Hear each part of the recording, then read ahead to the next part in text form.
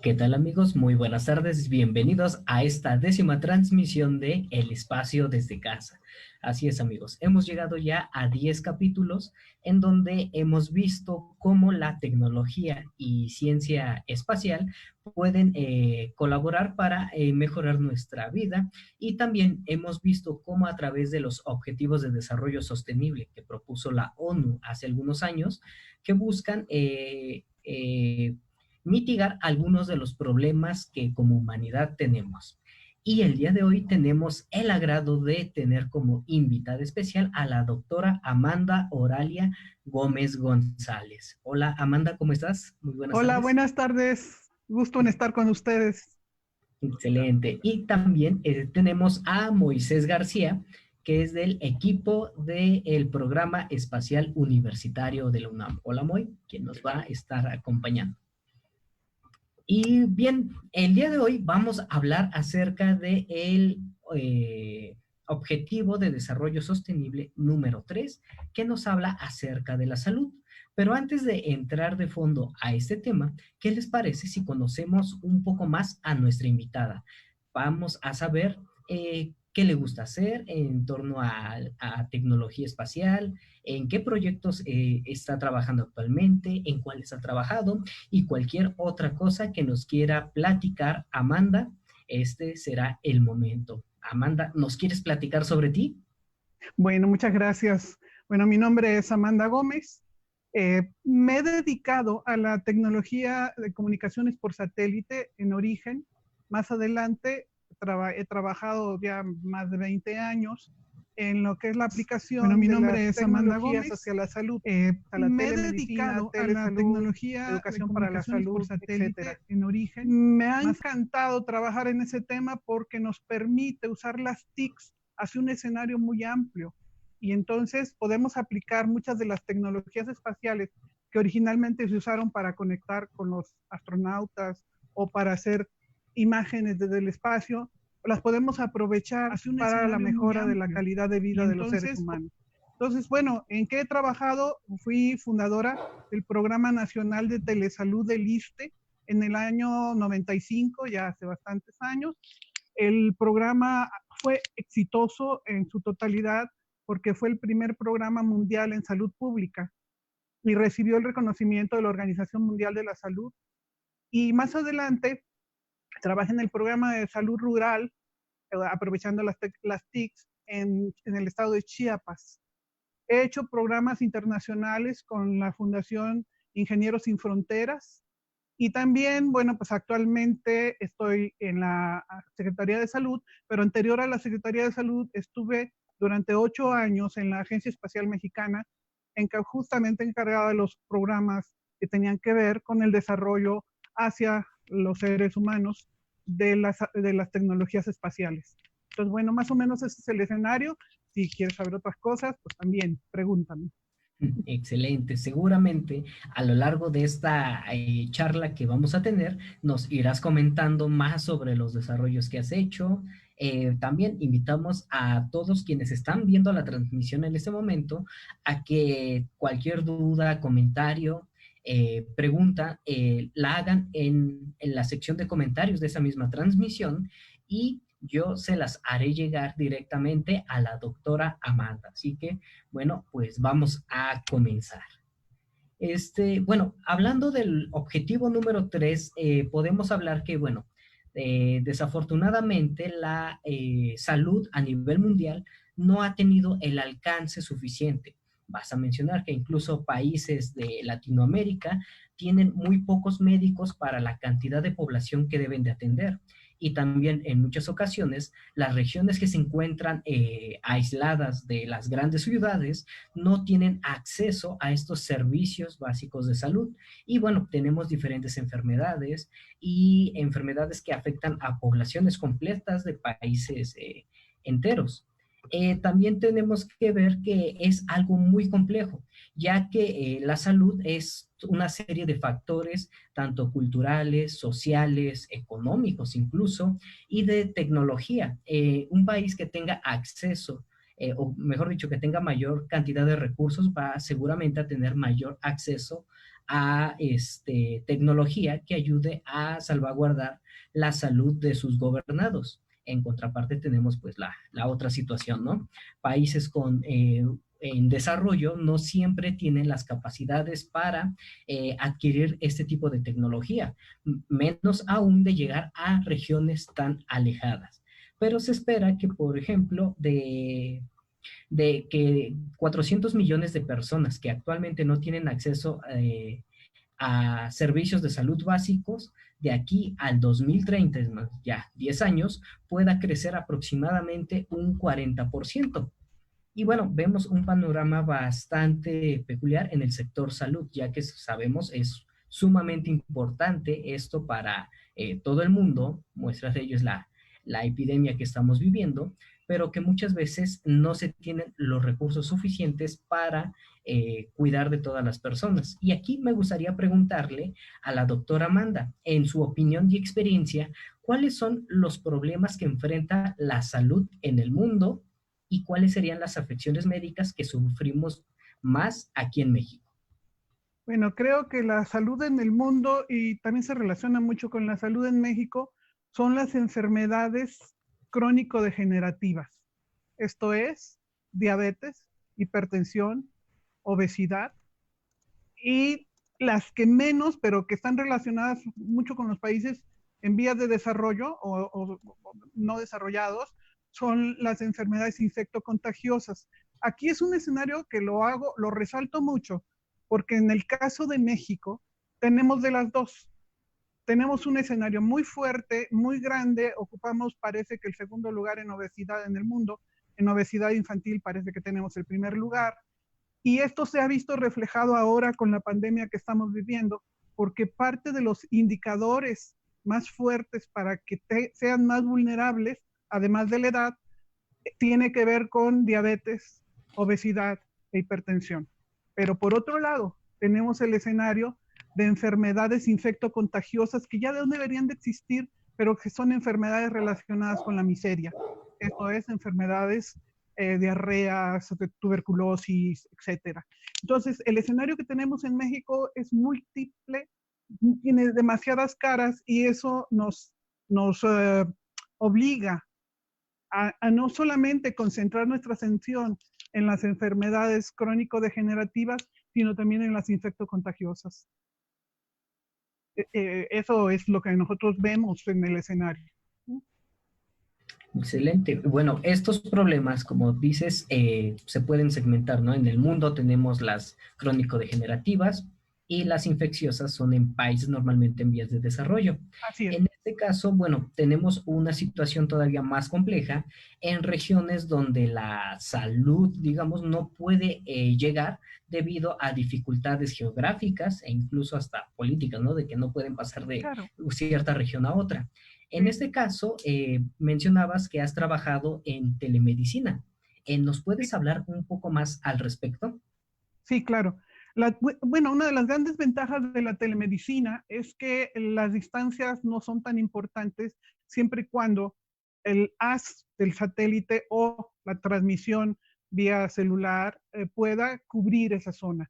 Entonces, ¿a dónde tenemos que llegar? ¿En qué momento tenemos que seguir abordando más hacia la telemedicina? Bueno, es el uso de las tecnologías para hacer diagnósticos a distancia.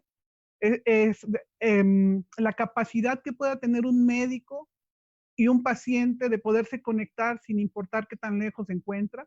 Es la comunicación médico-médico o médico-paciente con fines clínico-diagnósticos. Y aquí apoyemos una postura muy interesante que es cuando estamos hablando de la salud en las poblaciones aisladas, estamos hablando de la salud en el primer nivel de atención, así se denomina en el mundo de la salud. Ese primer nivel de atención, por lo regular, lo trabajan los médicos que están haciendo su servicio social en las comunidades rurales cuando bien les va, cuando tienen ese tipo de médico. Pero esto nos permite, si tiene esa comunicación por telemedicina, por telecomunicaciones, con algún centro de respuesta, algún hospital, nos permite solucionar dice la Organización Mundial de la Salud, entre un 80 y un 85% de los casos que se presenten. Esto es, la mayoría de las enfermedades deberían de ser solucionadas por un médico general. Cuando ya estamos hablando del siguiente nivel de atención, es cuando se requieren equipos especializados de diagnóstico, como son radiografías, estudios de laboratorio, de gabinete. Esto ya es un segundo nivel de atención, donde ya es un hospital prácticamente lo que los está trabajando, y este hospital tiene que tener al menos un médico internista, un cirujano, un pediatra y un ginecólogo. Esas son las 4 especialidades troncales de donde viene la base de las demás especialidades. Ahora bien, cuando hablamos ya de un tercer nivel de atención, es el nivel más alto del diagnóstico y es donde se encuentran las subespecialidades médicas y los equipos, resonancias magnéticas, gamagramas, etcétera, etcétera. Pero ahí a ese nivel de atención, si tenemos una buena estrategia de salud, no debería de llegar más que el 3% de la población. En el lugar de segundo nivel de atención debería de llegar entre el 15 y el 20% de la población.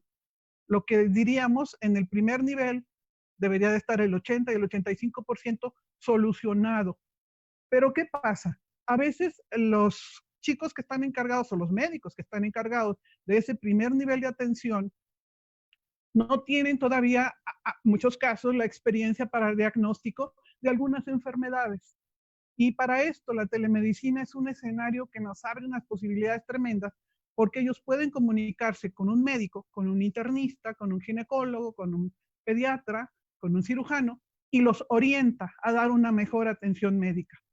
Entonces, para un primer nivel de atención, como fue el caso que nosotros trabajamos en el estado de Chiapas, era donde llegábamos a comunidades rurales en el estado y se comunicaban con su centro, que sería su segundo nivel de atención, donde tenían la respuesta. Y nos dimos cuenta que los equipos periféricos que requerían no eran muchos y había veces que ni siquiera eran necesarios. O sea, lo que se requería era una comunicación como esta que estamos teniendo nosotros ahora para poder tener una segunda opinión médica especializada. Claro, si ya hablamos de un segundo nivel que se comunique con un tercer nivel, ya se requiere tener pues radiografías, mandar, no sé, la resonancia, etcétera. Y eso ya es mucho más especializado, requiere mayor ancho de banda y más equipo periférico. Pero estamos pensando que en el 80% ese que se puede solucionar en el primer nivel de atención, lo que requerimos es esta comunicación que estamos teniendo tú y yo, particularmente. Vaya. En este caso, una pregunta por ahí. ¿La telemedicina también puede incluir el segundo y tercer nivel de atención? Vamos a pensar, por ejemplo, estamos rodeados de muchas series, de muchas películas, en las que se llega a ver escenas en las que se realiza una cirugía, en la que hay un médico que tiene una especialidad. Bueno, más bien, tal vez no tiene una especialidad, es un médico general, por ejemplo, pensando en una zona remota. Y un médico que sí tiene la especialidad en cierto tipo de cirugía le va dando indicaciones. ¿Eso también Sí, claro. es posible? Sí, por supuesto, totalmente posible. Y más aún ahora que estamos así como muy modernos y ahora estamos entrando a las tecnologías del 5G, una de las grandes virtudes que va a tener 5G, o que ya está teniendo, a pesar de toda la campaña descalificadora, es que la velocidad de transmisión que vamos a tener y el retardo que tiene la señal, la latencia, etcétera, es tan pequeña que podemos estar haciendo una cirugía apoyando al cirujano en cirugías laparoscópicas sin necesidad de pensar que haya el retardo, como en el caso satelital, que había el retardo de un cuarto de segundo. En el caso de la comunicación por 5G, la latencia no la detectas, es milésimas de segundo. Entonces, esto, claro que sí es posible. Por supuesto, con la plataforma que tenemos en la actualidad podemos hacerlo, apoyar a médicos en el primer nivel de atención cuando tienen alguna cirugía que tengan que estar haciendo. Oye, aquí tengo este problema de salud del paciente, ¿por dónde lo abordo, no? Claro, no va a estar exactamente en el primer nivel de atención en un quirófano, a lo mejor va a estar en el consultorio del médico, pero si estamos hablando en un segundo nivel de atención donde ya hay un quirófano, el médico puede ir guiando al paciente, al médico especialista, el subespecialista, lo puede ir guiando mediante las tecnologías de información. Por supuesto, ahorita ya no es el problema, ya no tenemos el problema de la latencia tan alta, ya no tenemos el problema de la resolución de las imágenes, porque con velocidades de transmisión como la que estamos teniendo tú y yo, podemos hacer un buen diagnóstico hasta dermatológico, ¿no? Que son los casos que anteriormente pues no se veían muy claros porque eran resoluciones muy pequeñas.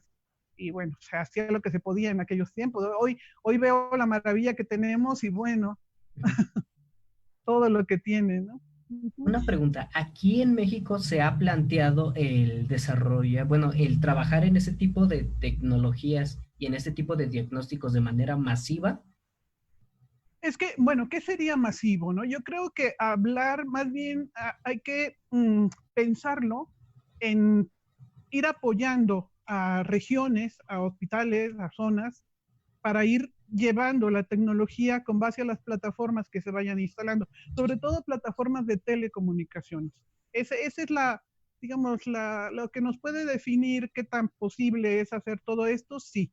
Mira, dentro de la Secretaría de Salud hay una área que se llama justamente de tecnologías de telesalud. Hay un departamento de telesalud, una dirección general en la CNTEC, en el Centro Nacional de Desarrollo de Tecnología. Y entonces ahí están manejando las posibilidades y además están manejando las conferencias y digamos, las consultas hacia los médicos. Nosotros desde el año 95, cuando pusimos el Programa Nacional de Telesalud en el ISSSTE, lo pusimos en 22 estados de la República y era entre segundo y tercer nivel de atención. Entonces podíamos estar apoyando a los médicos tanto en diagnósticos como en consultas. Y imagínate, el 95 a la fecha, pues todo lo que ha crecido, actualmente se puede hacer muchísimo más. Ahora, por ejemplo, en Nuevo León existe un programa de telemedicina en la Universidad de Nuevo León, muy interesante, muy grande, y que ha funcionado hace 15 años y sigue funcionando bastante bien, y han evolucionado bastante. Entonces, tenemos un escenario muy amplio actualmente, que no sé, que podemos potenciarlo bastante.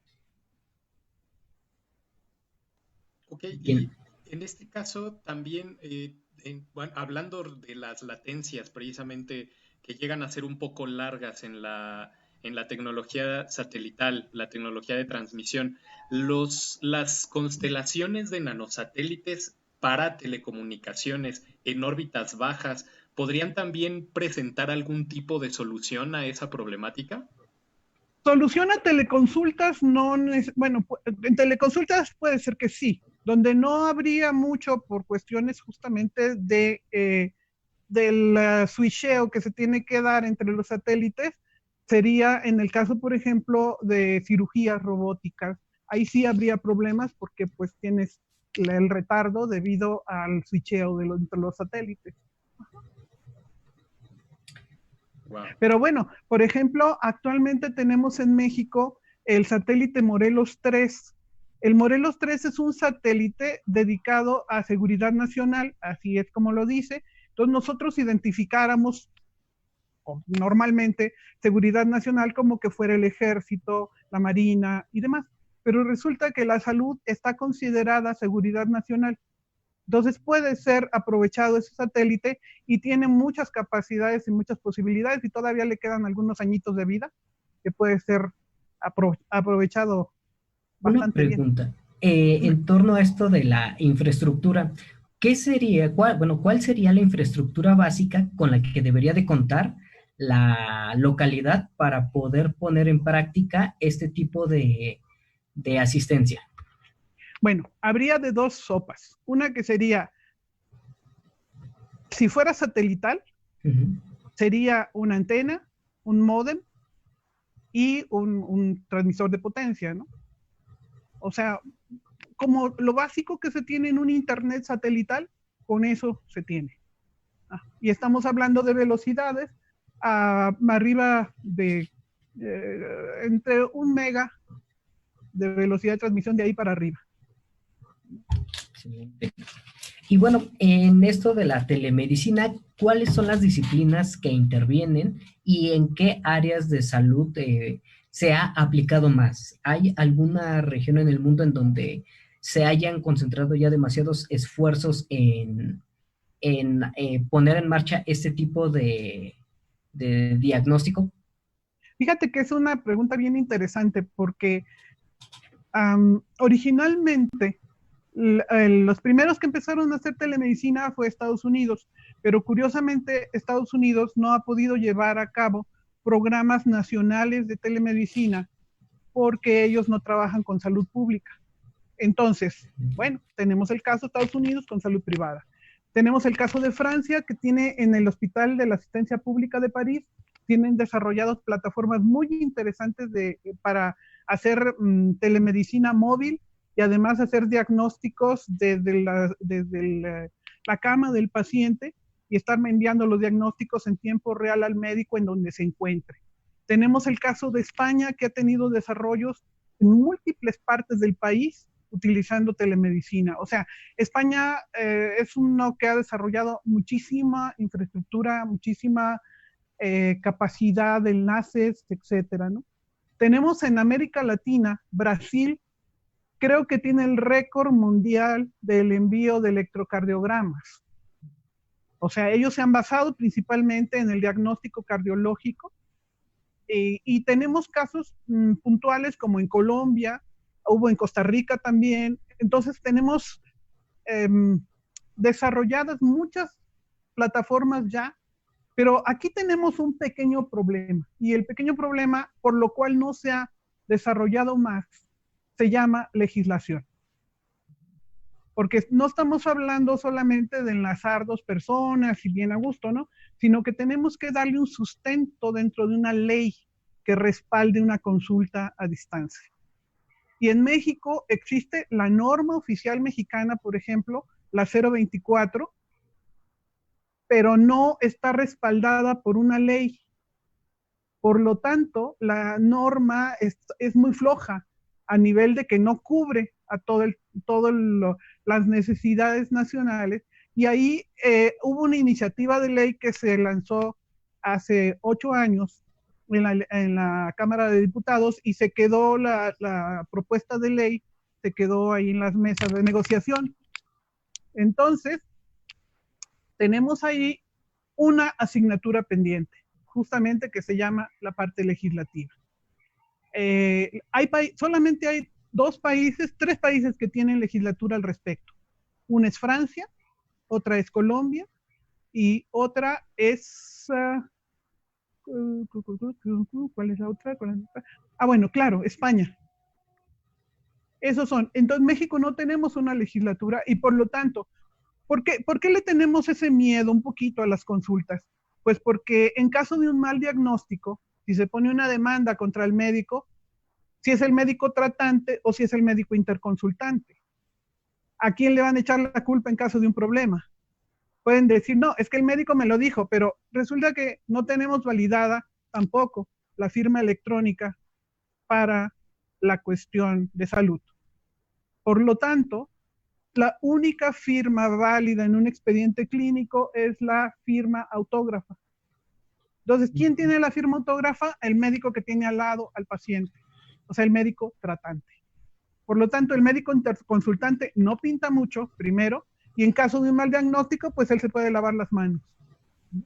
Entonces, ese es el problema a donde se ha enfrentado la legislación y por lo cual, ¿por qué pudo funcionar bien en el ISSSTE? Por algo muy simple. Porque el ISSSTE es un grupo con todos sus médicos en un mismo sector, casi como un club privado, en el cual todos se conocían, los pacientes se tienen cautivos, etc. En el caso del sector salud en general, en abierto, cualquier persona podría llegar a pedir una consulta. Entonces, Al suceder eso, no tenemos una referencia en donde estemos seguros, ni siquiera de que el médico sea el médico que dice que es, ¿no? Y no tenemos tampoco asegurado que el paciente sea el que dice que es. Por lo tanto, la parte de dar consultas a distancia con diagnóstico requiere una infraestructura legal un poquito más sólida para poder hacer que esto permee a las comunidades más pequeñas, a las comunidades rurales. Y esta infraestructura legal también tendría que cubrir los infortunados casos en los que el error fuera tecnológico, ¿no? Claro, claro, claro, Que claro, supongo que también puede pasar. claro, por supuesto. Imagínate que estás en plena cirugía y que se te desconecta, ¿no? Exacto. Pongamos un caso extremo.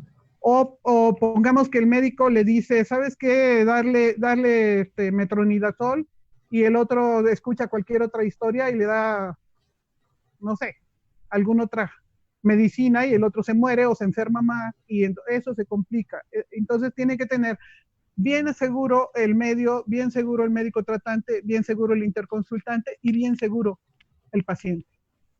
Y, Ok. hace un momento nos mencionabas que se desarrolló un trabajo en Chiapas. Sí. ¿Cómo fue recibido este tipo de consultas? Bueno, al principio la pasamos bastante mal, porque al principio casi las gentes de las comunidades no quisieron mucho consultarse, ¿no? Tuvimos que empezar con los médicos, entre médicos la consulta, y el paciente ahí presente, pero sin estar ni siquiera en cámara, ¿no? Pero poco a poco, y quizá gracias a los celulares, ahora es mucho más relajada la situación. Cualquier persona tiene, bueno, no cualquiera, muchísimas personas tienen teléfonos celulares con videoconferencias, y esto les ha hecho que se abran más a la tecnología. En aquel momento que empezamos a trabajar con esto, hasta los propios médicos eran recelosos para poder hacer una consulta a distancia. Decían que se iban a ventanear en caso de que dieran un mal diagnóstico o hicieran una pregunta media tonta. Entonces, eso fue el problema, pero hoy por hoy no, ya no es un problema eso, ¿no? Los médicos están bien revolucionados en cuestión de la tecnología, entonces el problema ahorita no es médico y tampoco es de la infraestructura tecnológica, o sea, de decir, es que todavía no se desarrolla una cámara que tenga la calidad para ver la piel. Ya tenemos cámara, tenemos dermatoscopios que se pueden instalar en una plataforma celular, etcétera, ¿no? Entonces, ahorita es un momento bastante interesante lo que se está viviendo, porque estamos como extendiendo nuestros ojos y nuestros oídos a lugares que nunca pensamos, ¿no? A sitios remotos, y poder dar un mayor apoyo a las personas que más lo necesitan, porque ahí sí que lo necesitan. Entiendo. Y bueno, las siguientes preguntas eran, ¿cuáles son los problemas técnicos que necesita resolver la telemedicina para tener un impacto global? Pero bueno, ya nos has hablado al respecto, y que incluso es más una cuestión legal y también de que las personas acepten este tipo de diagnósticos. Pero continuando esto, me gustaría que también nos hablaras acerca de cómo se puede visualizar los brotes, llamémoslo, ¿sí? Desde satélites, ¿cómo se puede comenzar a monitorear? Bueno, no ver los brotes Bueno, tal cual, me, me, sino has, me, monitorear. has, me estás haciendo una pregunta que me encanta, porque justamente el área de desarrollo donde estoy hoy trabajando y donde estoy desarrollando digamos, toda mi investigación científica es justamente la teleepidemiología, o la percepción remota en el uso hacia la salud. Cuando hablamos de teleepidemiología, estamos hablando de que desde satélites de percepción remota, como los Landsat, los Sentinel, etcétera, haciendo un procesamiento de las imágenes, podemos determinar muchas cosas que están allá abajo. Podemos determinar agua, turbiedad del agua, contaminación de las aguas, podemos determinar carreteras, el grupo, o sea, cómo ha crecido la población en ciertas ciudades. Muchas cosas se pueden ver desde arriba, ¿no? Todo esto en función a la resolución que le vayamos dando y lo que vayamos buscando, podemos encontrar mucho escenario. Por ejemplo, hace 2 años hicimos una investigación sobre las causas de la muerte de los manatís. No sé si ustedes se acuerdan de que se murieron muchos manatís allá en Tabasco. Sí. Nosotros nos pusimos a investigar qué había sido la causa, porque lo estaban manejando muy, así como muy oscuro, ¿no? Y nosotros dijimos, bueno, no vamos a ir a ver a los manatís, pero desde arriba nadie nos va a impedir que veamos qué pasó con las aguas. Entonces empezamos a ver qué había sucedido con las aguas y nos encontramos la presencia de cianobacterias. Entonces, bueno, las cianobacterias son unas bacterias que se acumulan en los cauces de los ríos cuando los ríos son de baja velocidad, y los manatís son vegetarianos. Y los manatís se comían las algas marinas junto con las cianobacterias. Las cianobacterias resultan ser hepatotóxicas y neurotóxicas, tanto para los animalitos como para los seres humanos. Entonces confirmamos todo el diagnóstico desde el espacio, hicimos un análisis temporal, un análisis espacial, y por lo tanto determinamos que justo cuando se empiezan a morir los manatís, había la presencia de esas manchas verdes desde el espacio, y empezamos a determinar la presencia de cianobacterias. Esto fue publicado, fue una publicación muy interesante, muy reconocida, y nos dimos cuenta que podemos estar desde el espacio haciendo medicina, modelos de prevención para la salud. Otro de los modelos de prevención que hemos trabajado es la telepidemiología para enfermedades transmitidas por vector, como son la chinche de Chagas, como es, por ejemplo, el mosquito, transmite el dengue, chikungunya, zika, porque sabemos dónde vive, sabemos qué les gusta comer, y entonces podemos determinar las zonas, las temperaturas, las condiciones geográficas en que se puede reproducir la chinche de Chagas o se puede estar reproduciendo el mosquito. Y podemos entonces crear cercos sanitarios para poder evitar que las personas se enfermen.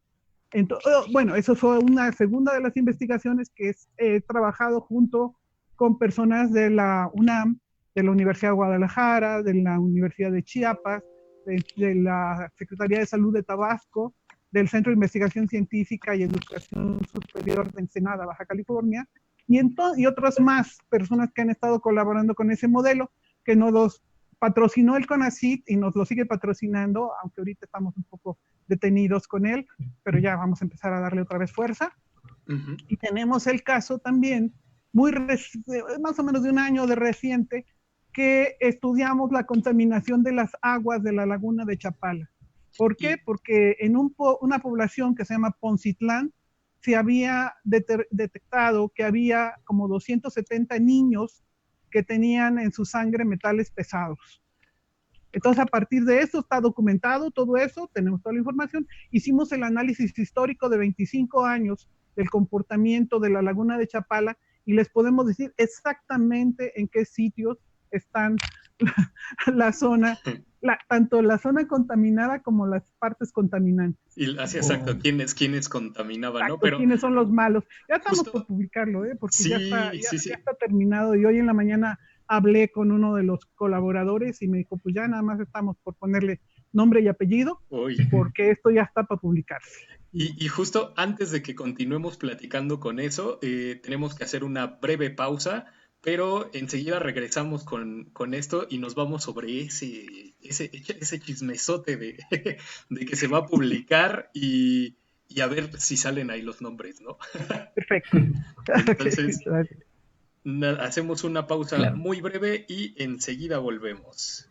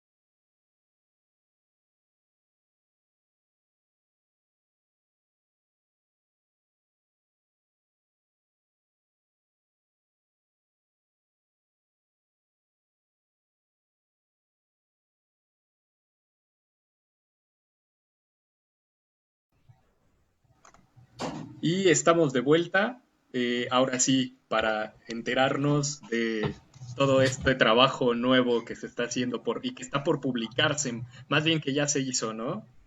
Ya se hizo, sí, ya. Ya se hizo, ahora solamente que se publique, Y pero ya está. este trabajo que se estaba precisamente desarrollando en el lago de Chapala, ¿a qué se debía la contaminación y cuál es el principal impacto que estaba teniendo? Porque yo recuerdo ya de hace muchos años que una parte importante de la contaminación del lago de Chapala, nunca supe por qué, a qué se debía, pero una manera en la que se veía reflejado era precisamente por el exceso de plantas nocivas que impedían que la luz del sol llegara al agua, a estratos inferiores del agua, y eso hacía que perdiera oxigenación, porque no había efectos, bueno, no había fotosíntesis de algas marinas más pequeñas que estaban ahí. Sí, eran Entonces, los lirios estos que ajá, estaban, la exacto, los contaminación de lirios, lirios. Ajá, sí. justamente.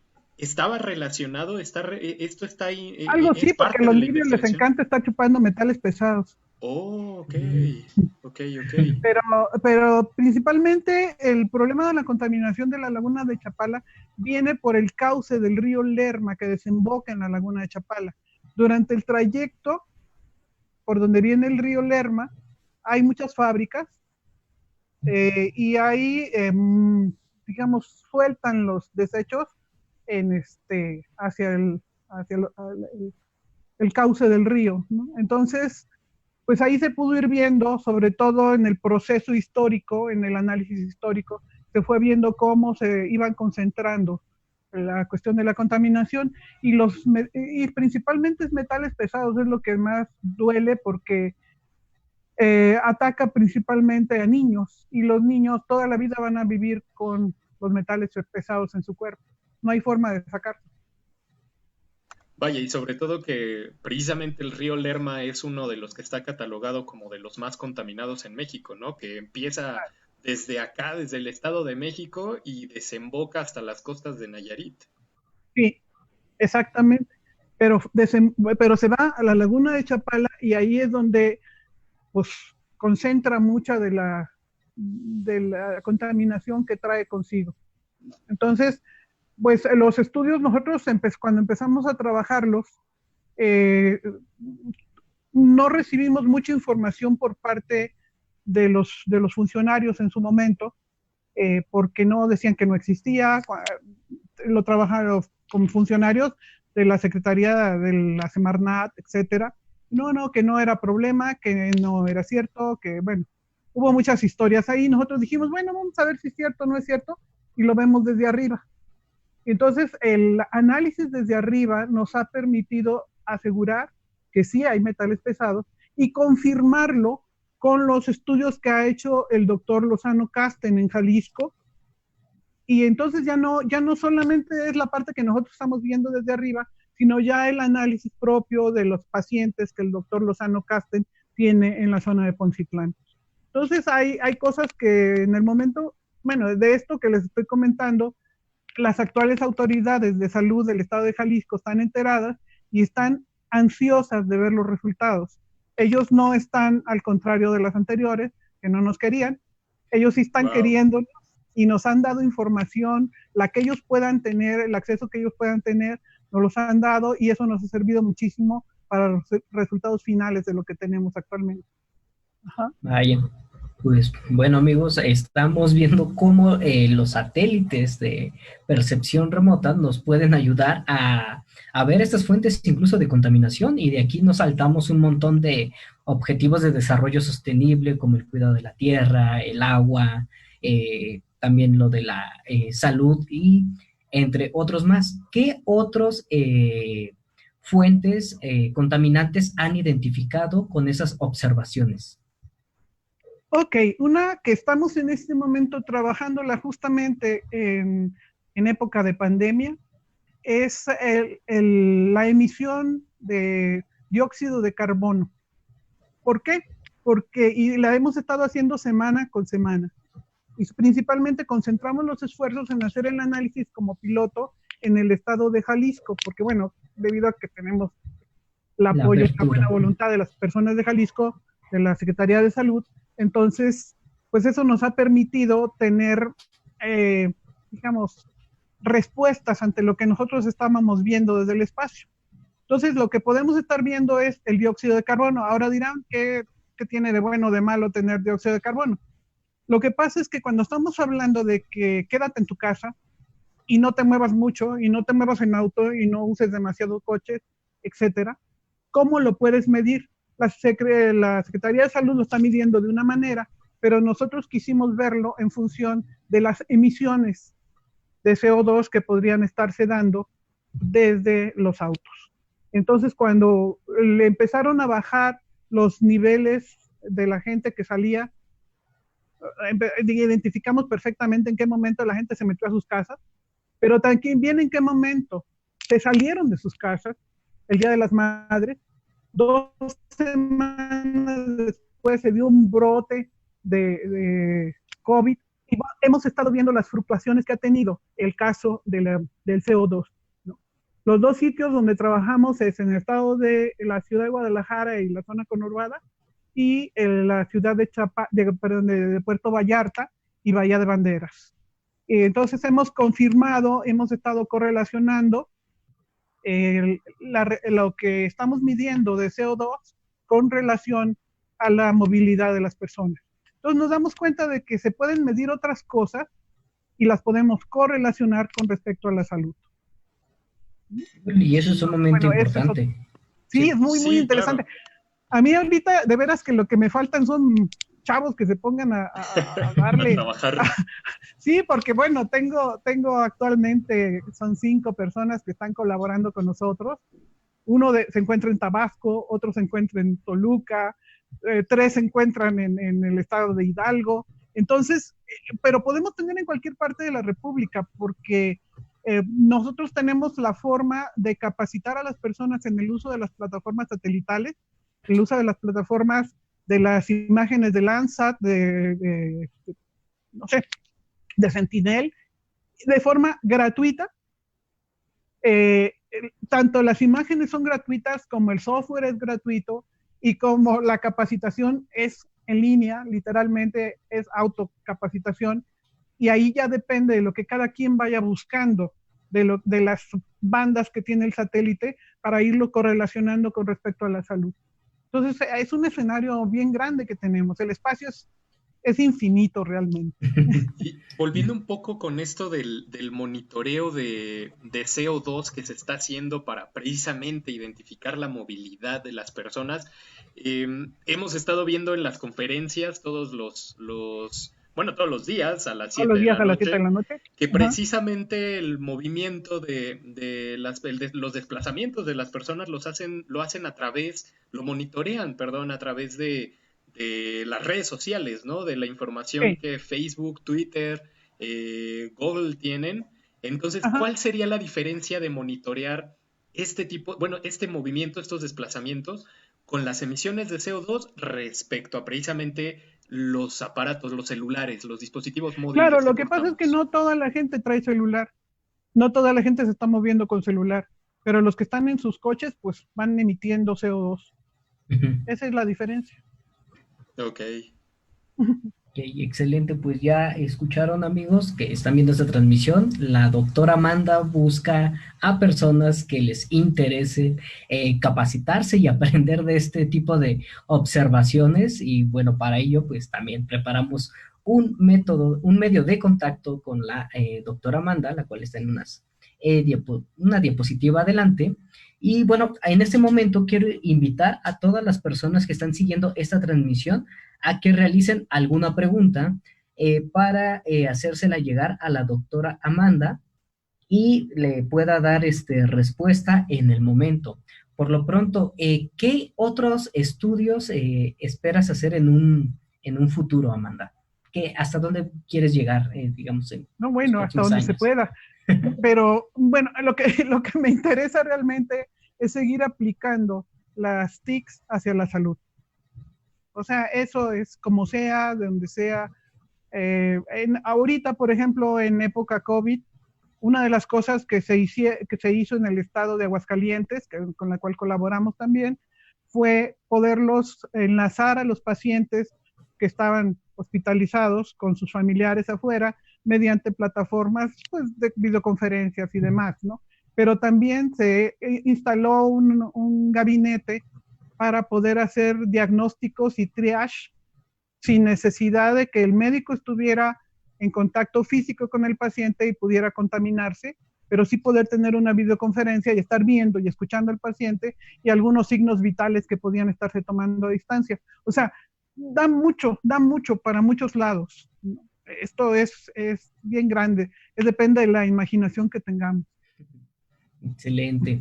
Pues seguimos esperando respuestas. ¿Te gustaría pasar el contacto, Moisés? Está en la siguiente diapositiva para que las personas que están viendo esta transmisión puedan contactar a la doctora Amanda y digan, ¿sabe qué? Yo quiero aprender y capacitarme y ayudar. Una pregunta que yo también tendría de hace ya bastante, algún par de años cuando conocí a la doctora Amanda, que estaba trabajando también con monitoreo de chikungunya y de Zika por claro, los mosquitos, ¿no? También por mosquitos, medio de sí, percepción sí. remota. Y recuerdo que un detalle muy interesante ahí que se me quedó súper grabado era que precisamente el monitoreo se hacía a través de identificar en qué zonas había habido establos de caballos y mediante las imágenes satelitales se hacía la correlación de esos espacios con respecto a cómo estaban ahora. Sí, mira, lo de los establos está más relacionado con la chinche de Chagas.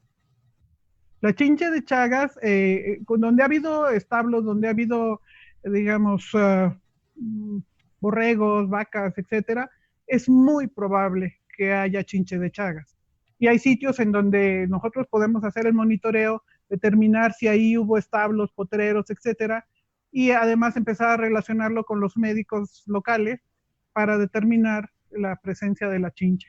En el caso del mosquito, lo que nosotros detectamos más bien es donde hay agua, ¿no? Zonas de agua para que sean las zonas en donde el mosquito, ante ciertas temperaturas, que también podemos estar monitoreando desde arriba, en los cambios de temperatura y demás, podemos determinar si ahí puede haber criadero de mosquitos y de larvas. Tenemos actualmente resoluciones al nivel de metros de costo gratuito en los satélites, pero podemos tener hasta de centímetros con imágenes que se pueden comprar. Entonces, digamos, a mí no he llegado a la necesidad de comprar nada, porque creo que con resoluciones de metros podemos determinar si es una laguna, un charquito,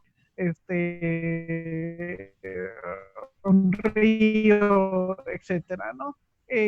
Lo de tener resoluciones demasiado finas no ha sido hasta hoy mi necesidad. A veces requerimos de kilómetros más que de metros. Excelente, como dicen. Son pues tecnologías estas que han sido, se han ido inventadas para el uso espacial, para andar viendo cómo está Júpiter, Saturno, Plutón, y después la estamos usando acá con nosotros en la Tierra, ¿no? Y estas son tecnologías maravillosas de percepción remota. Excelente, pues como vemos amigos, pues esta tecnología que bien se puede aplicar a planetas, objetos celestes variados, si los volteamos y apuntamos hacia la Tierra, podemos saber incluso hasta fuentes de contagio de chikungunya o saber si estamos o no saliendo de casa en algún momento determinado por medio del dióxido de carbono. Pues, doctora Amanda, no tengo más que agradecerle por todo su tiempo compartido, por toda esta información que nos ha dado y también seguramente dentro de algunos días, bueno, ahí pasa una moto, seguramente dentro de algunos días salió y no tenía que salir, bueno, creo. Dentro de algunos días le estará llegando pues solicitudes de yo quiero aprender. Conozco a alguien que seguramente estará interesado. Y bueno, le repito, muchísimas gracias por todo el tiempo dedicado a esto, por compartirnos su conocimiento. Gracias, Moisés, por también colaborar en este proyecto, ayudarnos, además de estar ahí al pendiente de toda la parte técnica de las transmisiones. Y a ustedes, amigos, que estuvieron conectados en esta transmisión, viendo escuchando a la doctora Amanda sobre toda la experiencia que tiene y como bien nos dijo, pues va a llegar todavía hasta donde ella pueda y seguramente va a ser muy, muy, muy lejos. Pues amigos, así llegamos al final de esta 10ª transmisión. No sé, ¿algo final que quieras comentar, Moisés?